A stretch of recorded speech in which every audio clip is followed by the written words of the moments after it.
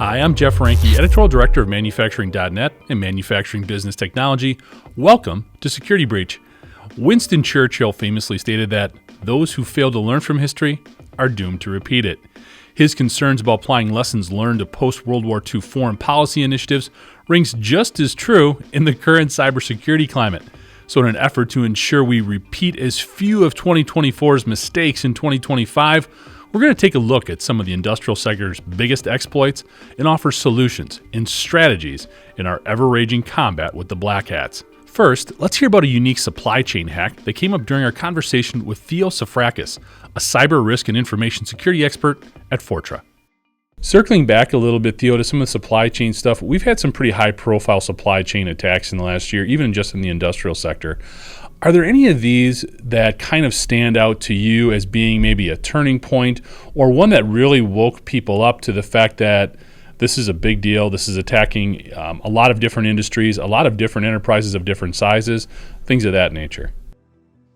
Well, the recent example affecting the auto dealers across North America, I think is going to be an example used by many because this is an example of how one supplier breach could have impact of millions or even up to $1 billion of operating costs in the sector. I'm not sure you're familiar with the cyber attack targeting the CDK Global, a company that provides software to handle financial transactions for car dealers in North America. The data breach lasted about 2 weeks, which made over 15,000 car dealers not able to do financial transactions. And this only stopped because there's a belief that the affected organization probably paid the ransom that was holding their systems hostages. And it's believed that there was a ransom paid of almost $25 million. Whoa. So, and if that ransom was paid, well, that money is going to be used by these cyber criminals to power and enable a lot more attacks on a lot other sectors. The impact, though, was not only to that organization, it was to all the car dealer companies that were using that software. So we're talking about a loss of up to $1 billion that may have occurred as reported by various news media. So that's one example, but there's a lot more that probably don't make it to the news that in some cases I'm familiar with is manufacturing organizations that we're working with that kept having repeated ransomware attacks. And these kept coming in through their suppliers. Their suppliers had, they had thousands and thousands of suppliers that had access to their systems, access to their network, and they kept introducing ransomware into their network. Obviously, they had a zero tolerance for ransomware. They never paid the ransomware. They always tried to recover the systems as fast as they could. But we helped them improve their phishing detection process, their response capabilities.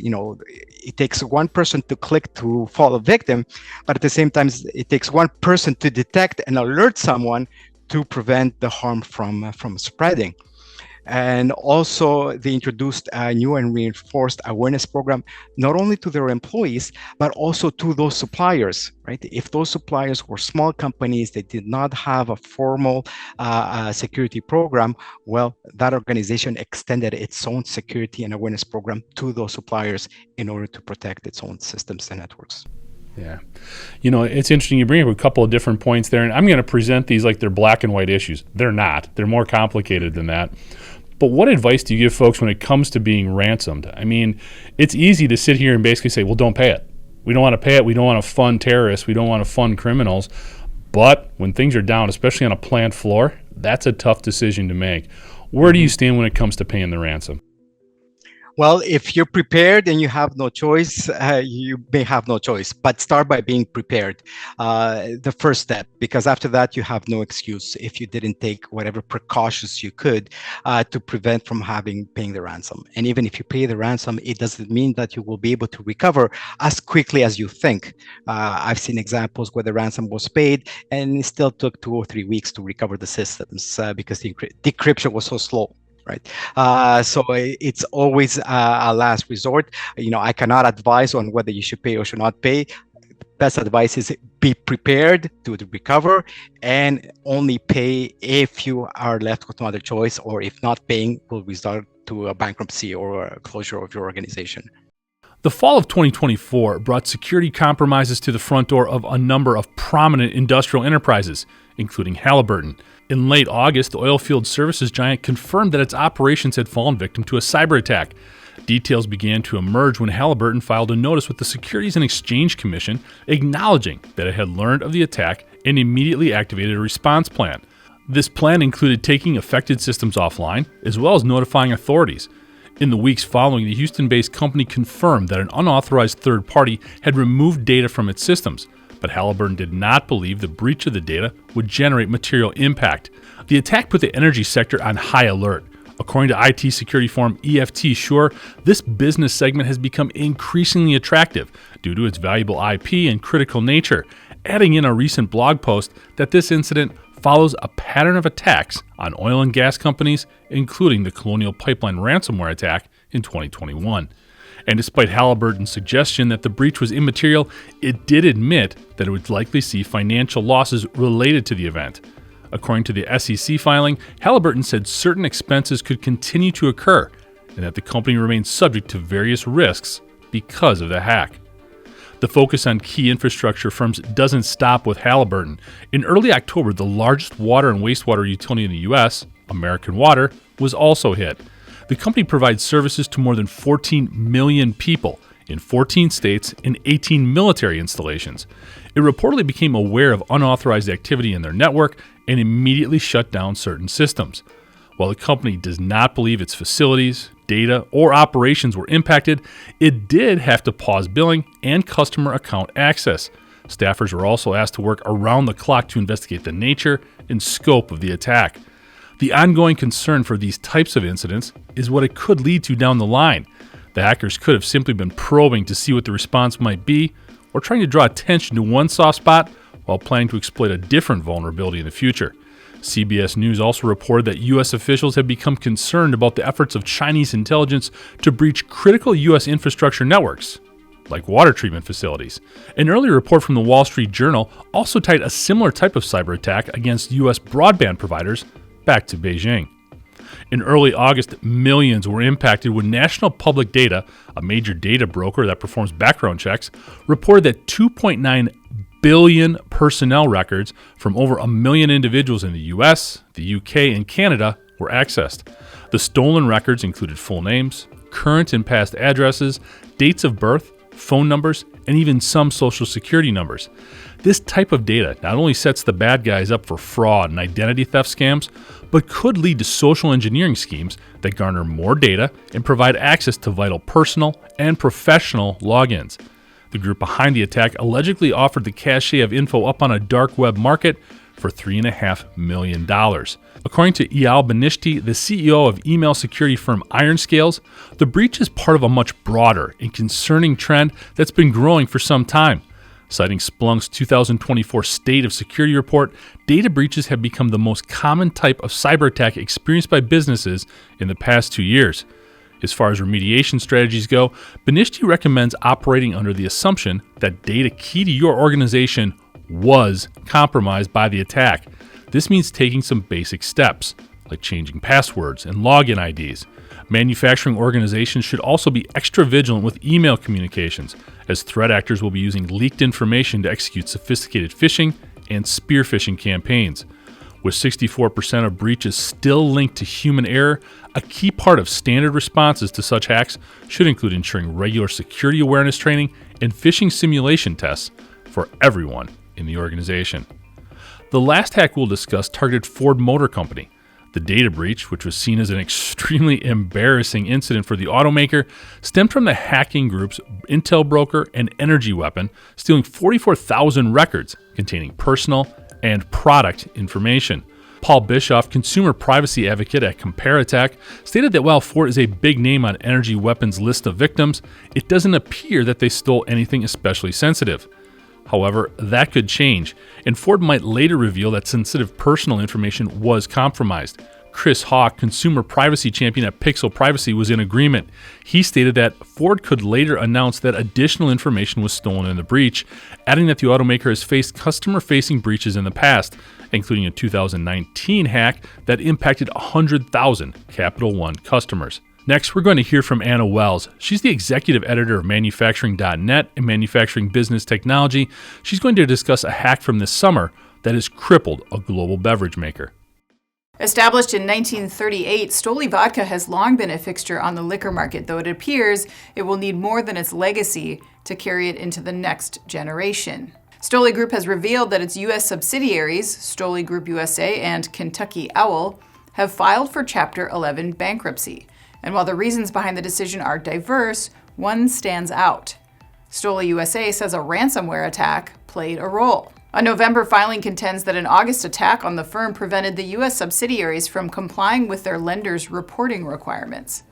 According to the Cyber Risk Alliance, the attack was not widely reported and has not been claimed by or attributed to any specific ransomware group.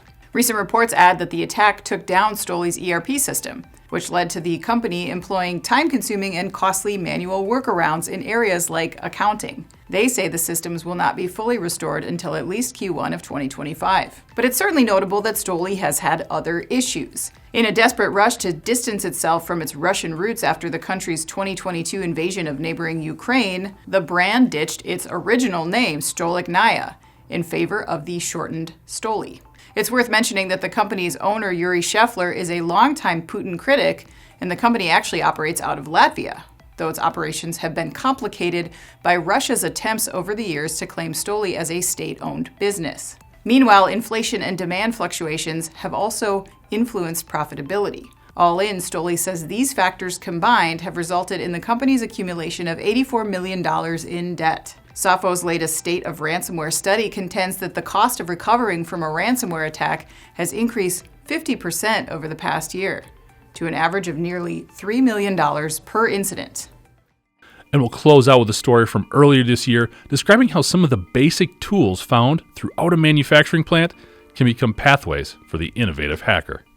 Hey, Andre, thanks so much for joining us. Welcome to Security Breach. We're really excited to kind of talk about a unique vulnerability here with Bosch. You know, we know it's about an assembly tool and some of the different potential things that hackers could do to exploit this vulnerability, but maybe you can kind of lay it out for us a little bit. Tell us what we know so far. Okay. First and foremost, thank you so much for this opportunity to be here.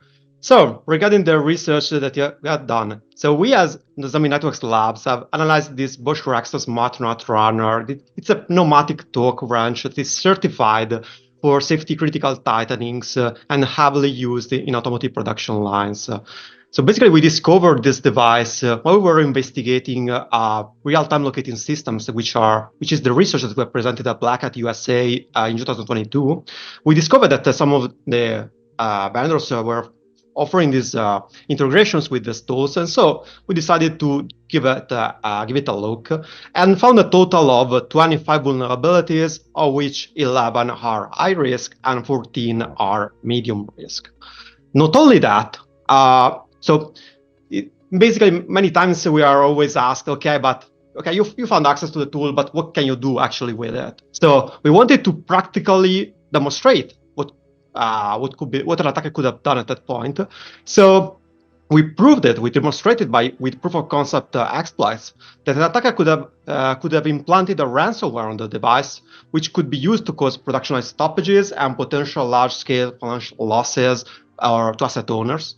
And another exploitation that we have practically demonstrated is that a threat actor could have hijacked the tightening programs surreptitiously without even the operator being aware of that, while manipulating also the onboard display so that the tool would have applied a different torque value than the one that is shown on the display, causing undetectable damage to the product being assembled or making it unsafe to use.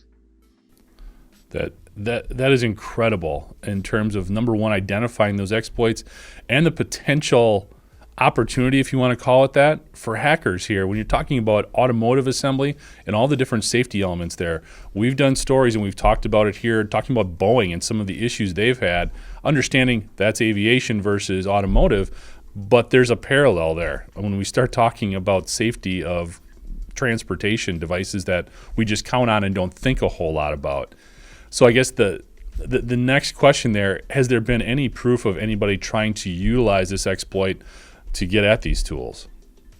No. So far, basically, we have Nozomi networks have a telemetry system where we're able to monitor basically all the tracks that are happening in our customers' networks. And so far, we have not been aware of any actual attempt to exploit those vulnerabilities. But of course, we've just released this research. So What about Bosch? Have they responded in any way, shape, or form? Are they issuing any kind of patch or offering any type of advice in terms of how to negate this vulnerability or these vulnerabilities? yes, of course. So first and foremost, I would like to thank Bosch Rexroth for the cooperation that we have done. We've done a beautiful cooperation together to along this disclosure process. So Bosch Rexroth right now is still working on patches to patch all these vulnerabilities. Is committed to provide patches by the end of January, as far as I know. And in the meanwhile, has provided some mitigations to their customers. We also have provided some mitigations in the article that we have published in our website while waiting for the patch from Bosch Rexroth. Excellent. We'll definitely include a link to that in the description of this episode so everybody can get at that information as well. You know, Andre, I think one of the biggest things that the industrial sector has gotten better at, and they've had to over the last 3 or 4 years, but we are getting better at learning from our mistakes when it comes to cybersecurity here. What do you think can be some of the biggest takeaways from this situation that we can apply going forward? I think this is my personal opinion as a researcher. This is yet another confirmation that security is ubiquitous and no device, even drills, can be considered exempt from security requirements. This especially happens, let me say that happens a lot in the OT and IoT. In many cases, the security model of this device stands on obscurity. The fact that the device doesn't have consumer technologies, is not available to the general public, and as such, the perception is that it's difficult to exploit and it's not necessary to secure it as hard as the phone that we use every day, which is hilarious, let me say. This research is the perfect counterexample. I mean, not only in the end we were able to purchase this device through a third-party reseller, but also we were able to analyze it, reverse engineer it, and find very, very risky vulnerabilities. I mean, at this point, what if we were the bad guys? What if the drill crypt ransomware that we developed, let's say, as a proof of concept, as an exercise, was not only a proof of concept, but a fully fledged double extortion ransomware? No, it is mind-blowing. And I mean, do you think does a situation like this, does this result just from the fact that the attack surface is getting so big? We've got more and more connected devices. We tend to think more about automation platforms and software and HMIs and things like that. And you mentioned mobile devices being another big thing on the plant floor. Man, how are we going to think about assembly tools as well? You know, it seems like a very daunting task. And I guess, is there some steps or some best practices that you could share in terms of, boy, getting all of that stuff as soon as you possibly can? I guess it just seems overwhelming at times. Yeah. Well, personally, I don't think there is a secret recipe here. Security is and has always been a never-ending process. It's a process. It's not, let's say, a target that you reach once and you forget about it. It doesn't work like that. It's a process. So, actually, there is nothing. All the security, let's say, principles that we apply for IT also work here. So segment your networks, apply strong security access controls, expose only the services you need and only to authorized people, use strong password, train your personnel. Yeah. None of these steps by itself is enough, but they are all vital to avoid that spread of ransomware or any other, let's say, nefarious activities that may happen. And even with the not runners from Bosch Rexroth, the same rules apply. Actually, in our own mitigation, we exactly stated all those pieces of advice, because in the end, this is what actually works. Gotcha. You know, one of the things you said, Bosch is working on some patches and some things to solve these vulnerabilities. Again, a lot of these suppliers have gotten so much better in responding with these types of patches. We've talked about things with Siemens. We've talked about things with other large automation platforms, Rockwell, whoever it may be. Those patches, they'll create some issues in and of themselves in the operational technology environment because you got to shut stuff down in order to implement those patches. I wonder if you have any perspective there on maybe helping the audience deal with the fact that we have to apply them, but it also impacts production flow through and operational efficiency and all of those things. How do you balance that? That's a very good question. Its answer is very, very difficult. Let's say there's not an answer for everyone. In the end, I think that in my opinion, it's always a matter of risk in this case. Yeah. It's not only the base score of the vulnerabilities per se, but also I would say the surrounding context of the vulnerable devices. So if your security posture is ideal, meaning that you have networks that are well segmented with well thought access controls, passwords are continuously changed and are strong, you regularly perform trainings and all stuff like that, you may, let's say, wait a bit for a more convenient moment when to apply the patch because the risk for you is, let's say, contained. There's still a risk, but it's not too high. Right. If your security posture is less than ideal, I would probably schedule the patching at least of the high-risk vulnerabilities ASAP because, considering these vulnerabilities, all an attacker needs to have to be in position to exploit them is just one access to your network.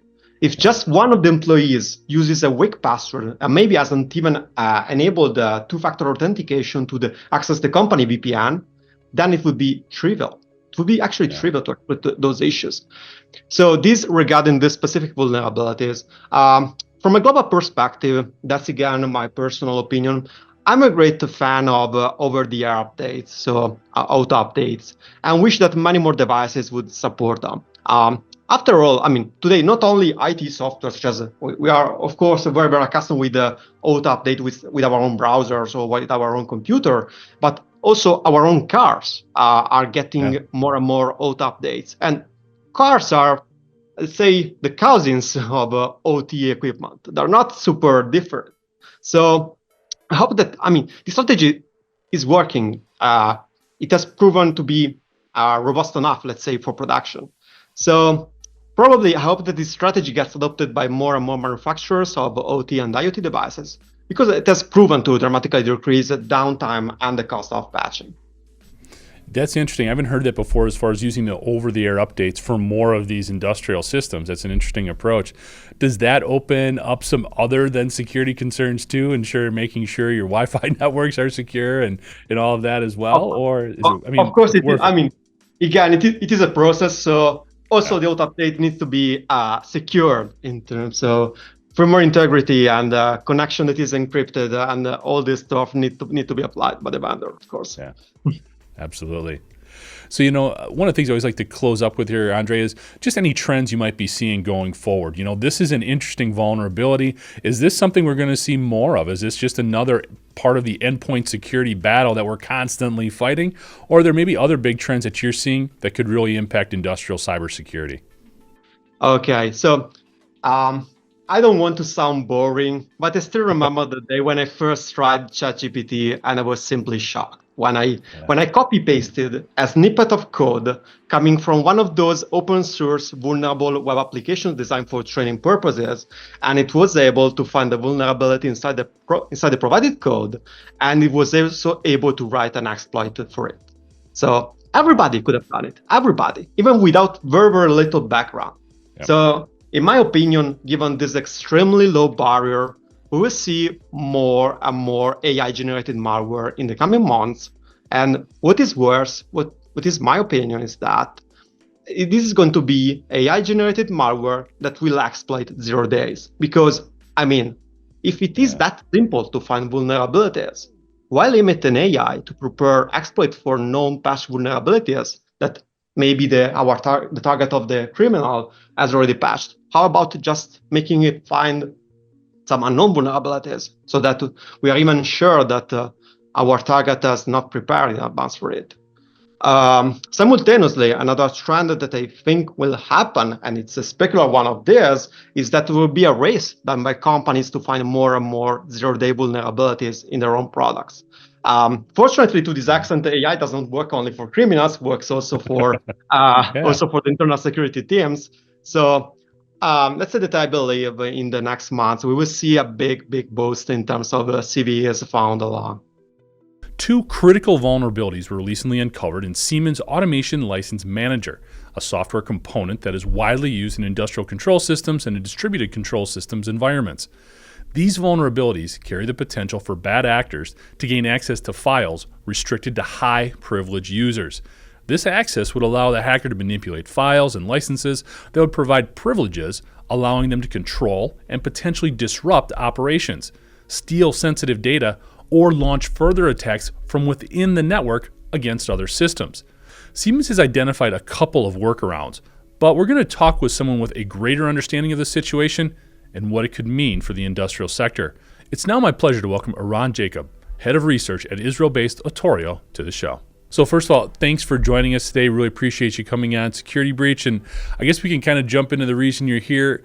Let's talk about some of these vulnerabilities that have been uncovered with Siemens here. Maybe you can just sort of set the situation for us a little bit in terms of what we know at this point. Sure. So first of all, happy to be here.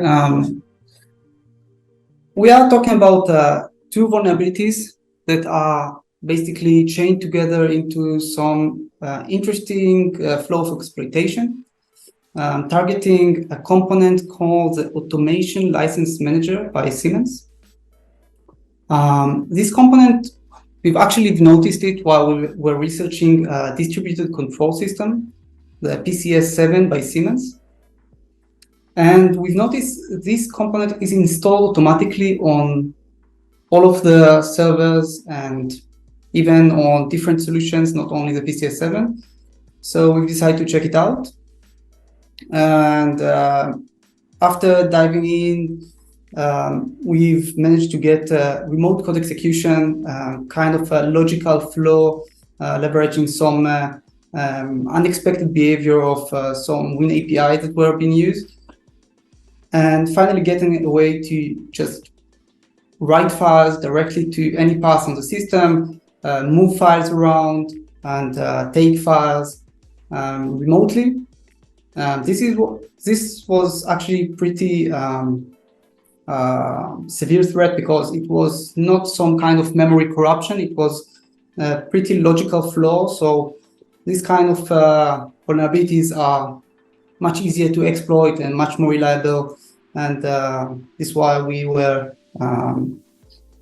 urging to make sure clients are and users are in general aware and fixing these issues as soon as possible. And Siemens has responded to these vulnerabilities. Their response has essentially been, and correct me if I'm wrong here, but either upgrade or maybe adjust what you're doing. Essentially, they've presented some workarounds. But I'd like to get your take in terms of what their solutions. How impactful are they? Could they have done more? Or does this seem to be the right approach for Siemens, or what's your take there? So I've been working a lot with Siemens, and they are always very responsive and very quickly handling any kind of security issues. And this was not different. We've got a very responsive team to work with us, and we've collaborated. And even though it was kind of different vulnerabilities, they managed to reproduce it and fix everything pretty quickly. They offered two mitigations. One of them is mentioned in the hardening guide, which is always good to follow and may protect from future vulnerabilities if there are any. And it is to disable the network access to the service. This service is optional. It is for licensing, and the network access to this service is for convenience. So you can set up your licenses remotely from other machine. So in production, during most of the time, you don't need to be enabled, and this is a good mitigation. It is not perfect because it can be still used for privilege escalation and other use cases. But it is very effective, and of course you can always patch, and it's very important. One thing I think that is missing, and it is kind of wider issues these days, is the fact that this component is kind of SBOM.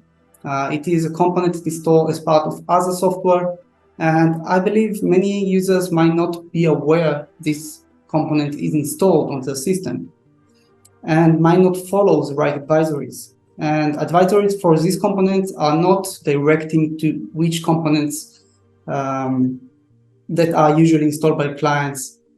For example, PCS7 is not referred in the advisory. So it is kind of tricky, and I guess it should be handled such any other SBOM. Yeah. Is there something that we can learn there from this situation? Is there something we can learn either in terms of educating ourselves when these vulnerabilities arise so we can respond to them more quickly? Are there best practices that you might offer in terms of increasing that awareness and responding as quickly as possible, I guess? Sure. Yeah, we have been talking about DCS, distributed control system security, for a while now. And one thing that users can do, and is very effective and almost nobody does, is fully following the vendors' security guides for these systems. Basically, these guides are not part of the deployment guide, but they are expected to be implemented directly after it. So the system is working, and now you are expected to walk through a very long and sometimes complex guide in order to secure a system. And every time there is a new guide, you should look for what's different. But at the end, these guides are reducing risks significantly. Siemens recommends on this guide, even before, to remove this connectivity if possible on some systems. And we just don't see enough users to follow this, maybe because it's very complex. We've tried to release hardening tools, automated one, open source, for some systems, but still users should do their best to make this kind of project of enhancing the security, at least according to the vendor guides. Absolutely. You know, previously you mentioned patches as well as a potential solution. When we look at industrial control systems, that's hard because we got to shut stuff down in order to implement those patches. What's your take there? What advice would you give to others in the industrial sector, especially manufacturers, who are confronted with that situation where they want to address these vulnerabilities, but downtime is really hard to manage, especially right now? So the big word in auto security is segmentation. And it is the right solution for immediate remediation, especially for non-critical services such as this one. And I'd suggest first to understand which connectivity is a must, disable this connectivity, and only when you have the option during some maintenance time to patch the vulnerabilities. Many times you can take a look at some kind of vulnerability management and see that you have some 100 vulnerabilities in the network, but if you inspect closely, if you have proper segmentation, maybe none of them is even accessible from a realistic attack scenario. So first, segmentation. Second, verifying for the specific attack scenarios in your environment which vulnerabilities are really a threat and really can be exploitable. I think we have some new scoring systems such as EPSS that can assist with that also. But in general, first segmentation, afterwards, if you have the maintenance time. And have we seen any specific exploits, anybody taking advantage of these vulnerabilities specifically? Any successful hacks as a result? So we meant to demo this as a possible attack scenario, but I haven't received any update from Siemens regarding in the wild exploitation, but we might not be aware of this because it's common on some use cases today to have information about these kind of attacks, but in OT, on many cases, we don't have the internet connectivity for getting the metadata from the system to detect exploitation. So we might not have an idea about exploitation of this vulnerability in the wild, even if it would happen. I hope it is not exploited in the wild, but we probably won't know if it is. Interesting. Gets back to that key issue of visibility and understanding networks and what's going on within them, which continues to be a challenge throughout the industrial sector. One of the things that we're seeing too, Eran, is this huge uptick in attacks on industrial control systems. Right now, we're talking about some key vulnerabilities. Just kind of like to get your opinion. Are these conversations more positive because we are seeing things more quickly and discussing them and presenting solutions? Or is there also some negativity tied to this because we're basically promoting a potential avenue of approach for the bad guys? Is it sort of a counterbalance situation, or is there more good in one of those instances than the other? So it's really a good question. And I think when discussing vulnerabilities, publishing vulnerabilities and discussing the details of them, it's even a bigger question. And the answer is yes, it's good.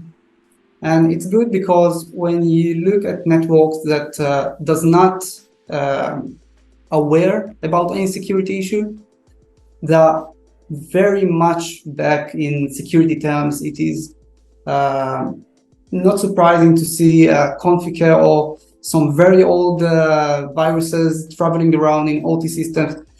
And we must raise this level of awareness within the OT network for security. And I think that OT also has the privilege to limit more than in IT. So working properly, setting up the environment according to practices, and doing some assessments and following specific steps, we can reduce most of the risk. And this won't be done without this awareness. So we are giving the option to the user to prevent this instead of hoping for good. Absolutely. Early on you were talking a lot about segmentation as well. It's something we've talked about on Security Breach quite a bit. I wonder if you could offer some advice there, because I think sometimes when we look at these vast industrial networks, it can be very daunting to try to even just start the process. If you're going to give some advice to somebody who's looking to introduce that segmentation strategy, what would be your advice in terms of where to start, or some key elements to make sure you have, or you're looking at or get involved in the process? First of all, it depends on the resources you have. If I would suggest one guy in his network to find some first steps to reduce risk, I'd first suggest to, if you have firewalls, check out the policy. I think just inspecting firewall policy for not too long, you notice that there are many bad practices and firewall rules that are allowing traffic from places that should not allow. And if you know your network, usually just inspecting your firewalls once, you introduce a lot of misconfigurations and risks. And after you've done some review for your firewall rules, I think segmentation should be very strict in OT areas. We should not allow anything that is not a must. And we see many times some connectivity that is just more convenient to allow everything from one cell to another cell. And it is keep raising as an issue in different environments, especially when cells can be on remote sites. So I think just keeping it to the minimal required, as always, is the best approach. More than this, it really depends on the environment and requirement and threat. Thanks so much for joining us today. And to catch up on past episodes, you can go to manufacturing.net, IEN.com, or mbtmag.com. You can also check Security Breach out wherever you get your podcasts, including Apple, Amazon, and Overcast. And if you have a cybersecurity story or topic that you'd like to have us explore on Security Breach, you can reach me at jeff@ien.com. I'm Jeff Ranke, and this is Security Breach.